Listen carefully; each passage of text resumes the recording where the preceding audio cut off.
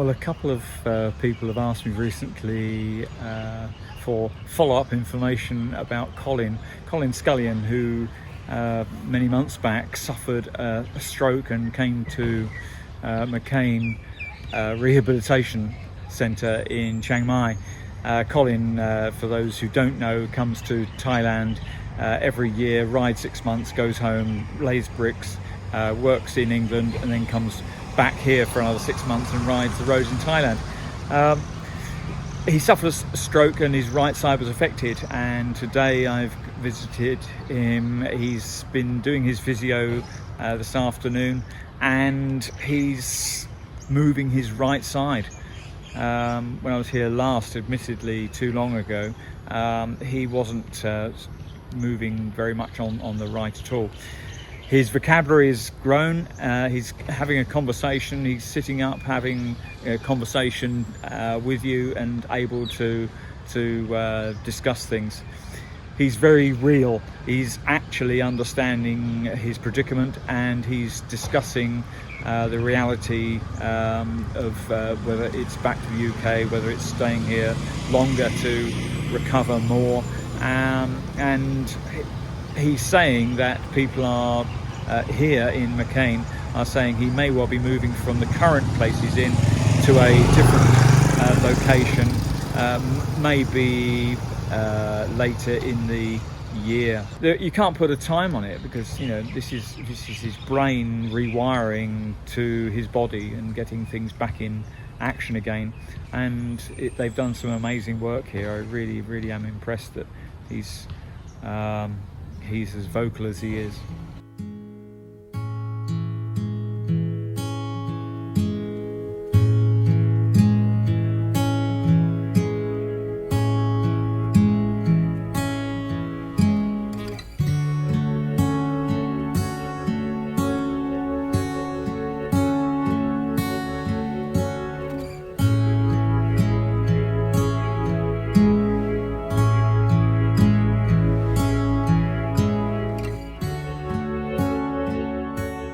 Today I welcome you to Wiang Kum Kam. This is Wat Chedi Liam.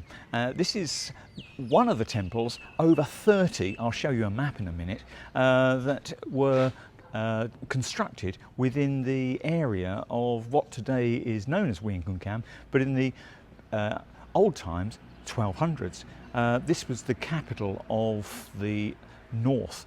It was established late 1200s by King Mangrai, who conquered the Mon people of the Haripunchai area, and he established this as the capital.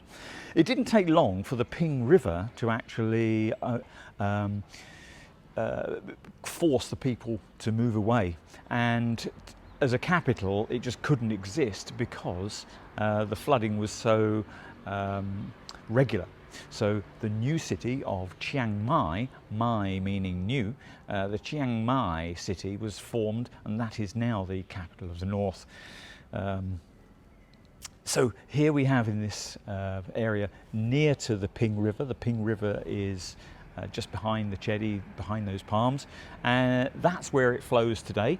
And it used to flow the opposite side of Wiang Kum Kam, but unfortunately it was inundated by the floods and the sand just covered it all. Anyway, I'm going to take you around a few of the sites of Wiang Kum Kam. It's not going to be so glorious as what we see behind us. This is a modern looking depiction of what was before, as we see at many temples today in Thailand.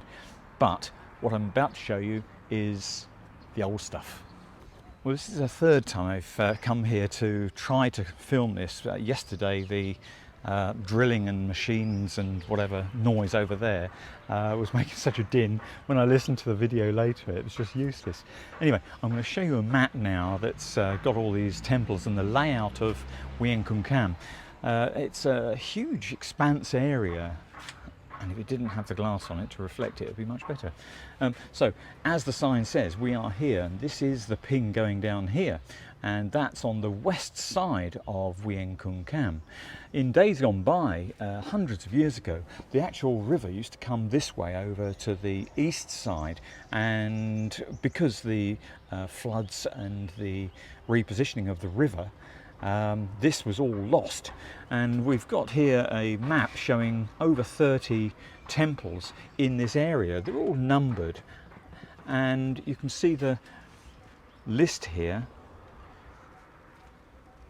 Number 7's quite a huge one. You can see here, this is quite a huge one. This is Wat Nan Chang, and I'll take you along to see this one and show you the beauty of how it is right now. And you know, like number 17 here is Wat Huang Nong. Now, what we're seeing here is a representation in, you know, in how it's laid out. When I take you to see it in a minute, please don't be disappointed. There's some stuff still visible, but if you can imagine, all of this was just covered. Well, here's Wat Chedi. You can hear the cicadas in the trees around here. It's quite a deafening noise when you're near to the trees. As you can see, the main vihan here, it's not complete by any means. It's just the remnants, and the statue of the Buddha at the back here is looking ornate. This is quite a modern addition to bring it back to how it's envisaged it may have looked. The foundations, however, have been unearthed and uncovered from the silt that was covering the entire area. The excavations only started in the 1980s, so not long ago. Well, I've now come just 50-60 meters from the previous temple that I showed you. This is Wat Pupia. This hasn't sunken. It wasn't at this level and it sunk. This level I'm standing on is the silted area, silted level from the flooding. And much of what you see here has been excavated, as I said, since the 1980s Gregorian calendar. And obviously the stupa at the end was all that was above the surface. If you can imagine, the jungle taken over the area, the people who lived here weren't archaeologically minded, and it was only the fine arts department that followed up on. This is noise pollution.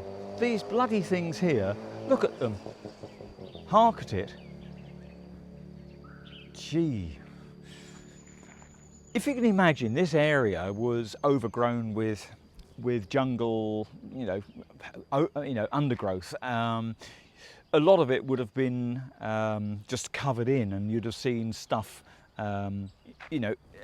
poking out of the vegetation. But this was underground. This actually was below ground level. So the extent of what was here hundreds of years ago wasn't known to the local people, for most of time, because they weren't archaeologically minded. They weren't the people who came along here and said, let's excavate and make this a tourist attraction, and let's get this on the history map. No, they're farmers. These people are, not necessarily, okay. These people are poorly educated. These people are of a mind that doesn't think about that. All they think about is their daily subsistence, their daily living. They don't think about excavating something to show its amazing historical impact upon this region.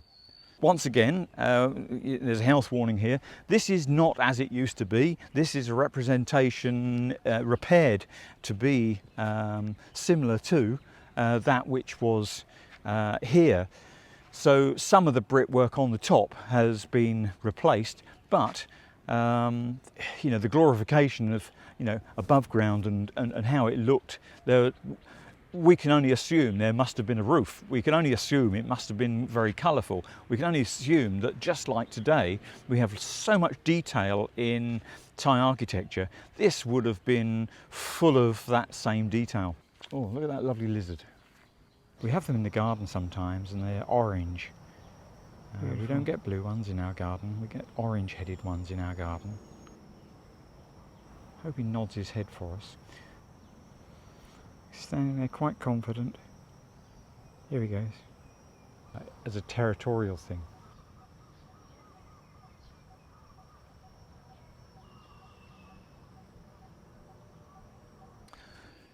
Now this place is absolutely huge.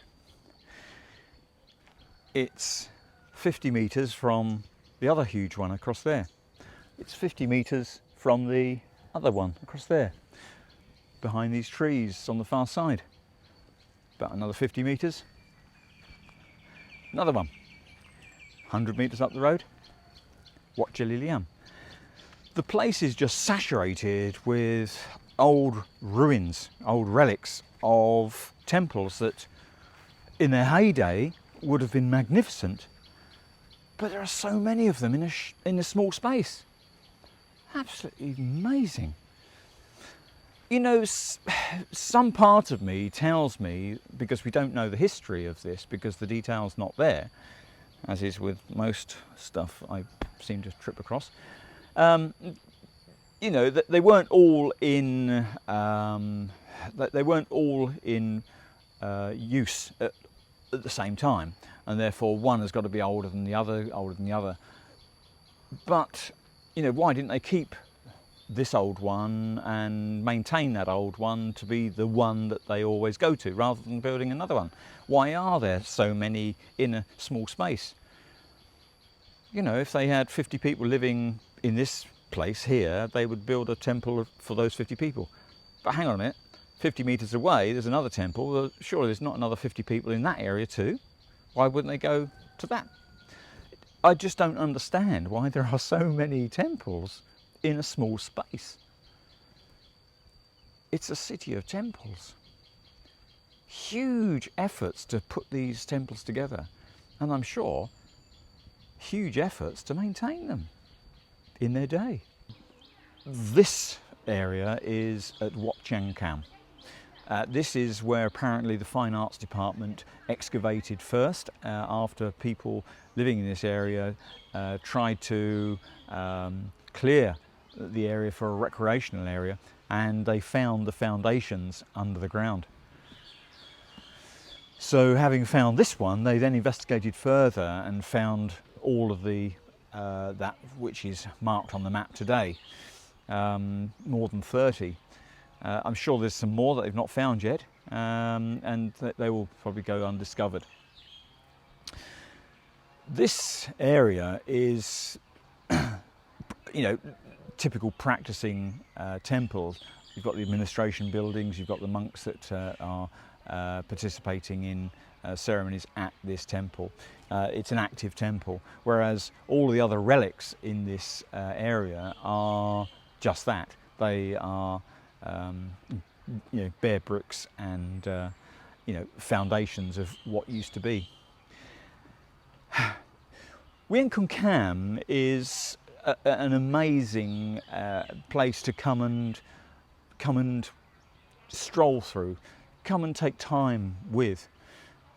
If you rush here and do a quick visit, it's not something you can appreciate fully. You need to spend time here, and I've been here over, I would say 100 times, you know, visiting little bits, and you pick up little bits of beauty about particular parts of it, and it's just such a gem. A lot of local Thai people living in Northern Thailand don't even know it's here. You know, this sort of history is lost because it's not necessarily something that's educated to you know, children that have, you know, grown up in this last 50 years. So when they see a sign, Wiang Kum Kam, you know it's there, but otherwise the history of it is lost. let me take you into the museum and I'll show you some sights in there. It's very interesting.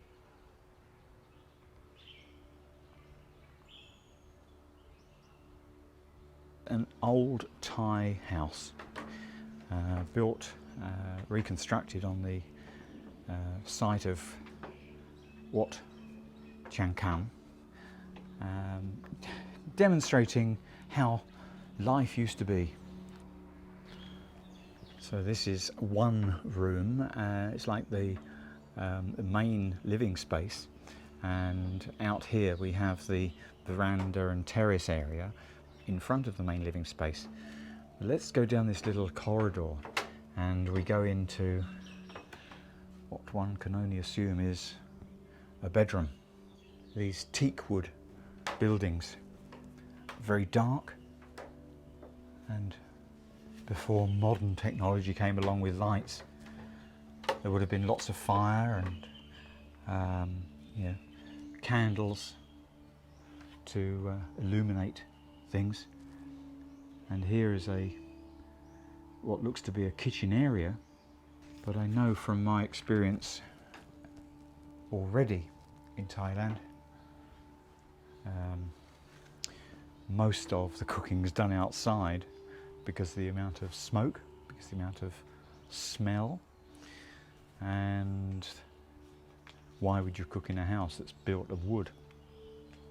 So a little dramatic representation here, but all the same, it's a four-roomed, first floor raised house.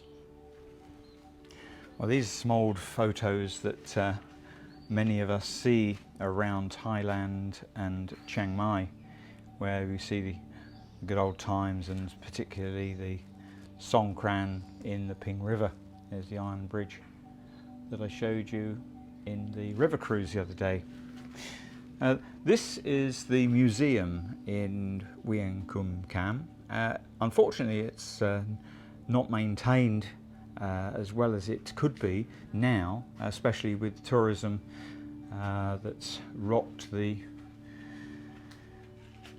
economy. But some of the stuff here, the demonstrations and the information, is of interest. So here we see a map which is showing the course of the Ping River today over here, that I was showing you earlier on. This is Wat Chedi Liam up the top left here, and the course of the river used to go around the outside here, and because of the flooding and the change in the course of the river, the city was lost and they moved. There's lots of information here in Thai and in English. Some of the wording, the translations won't be totally helpful. It's like you get sentences here that don't make total sense to you, but it gives you an idea. But let me show you this map here, which is something that may be of interest. Here you can see the city as now, which is the walled square 1 mile each side city of Chiang Mai, and that city replaced where we are now at Wiang Kum Kam. The river, this is the Ping River that flows today, and the old course of the river used to be over here.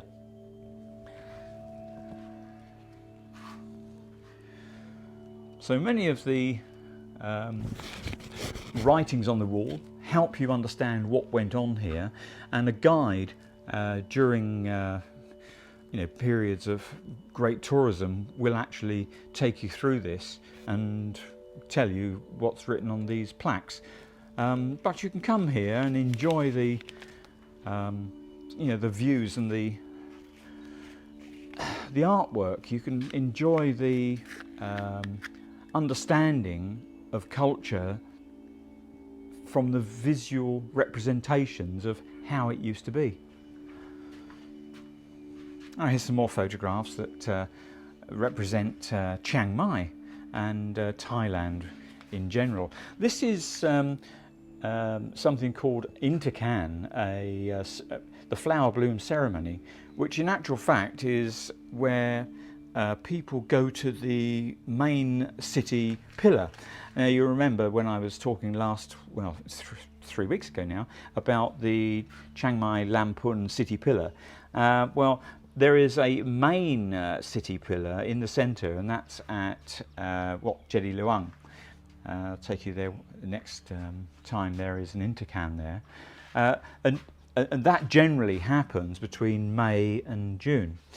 Now this ceremony is Songkran, and many people know already about the water battles that happen during April every year, except this year, 2020, there was no Songkran.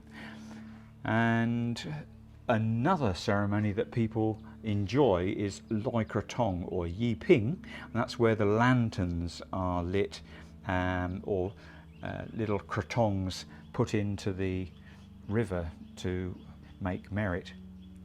That's some nice photographs down here of food, local costume, and Taipei Gate. Tourism has absolutely been murdered. There are no people here today, apart from me. I am the only person that is at this temple, apart from the dear ladies trying to sell their food over here.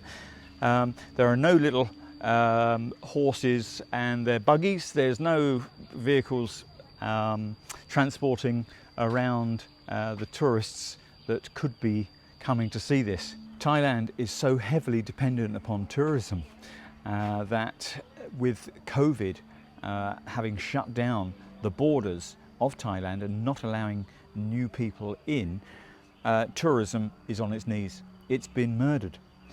And unfortunately, there is no real alternative.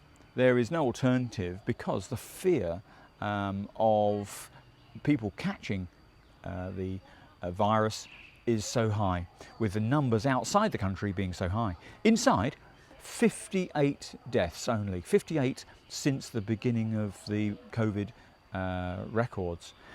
3,200 cases, but only 58 deaths. The threat that the virus could come into the country locks us down. I feel really, really sorry for the tourist industry. Guides that are trained to speak a language, although a lot of them have difficulty with it, to take you around places like this. Take you to an elephant attraction, take you to a wildlife attraction, take you to somewhere of natural beauty. These guides, they're all out of work. The drivers who drive the trucks, the commuter vans that take 12 people somewhere, they're all out of a job. If you stand on the canal road near to my home, over the last few years, it's been growing and growing. Between the hours of 7 and 10, it's zoom, zoom, zoom, zoom, commuter van, commuter van, commuter van, non-stop. Now, none. There is the impact that the shop that the people base their tourism base from in the city shut. Will they open again? Will the place that they were advertising to bring tourists to shut? Will they open again? Dubious. When will there be a trusted country that people can go to? Do we in Thailand trust an American country to come here? Do we in Thailand trust a European country to come here? Personally, I don't. For the numbers that are just rocketing. Where's the traffic going to come from? Where are the people going to come from to bring tourism into Thailand?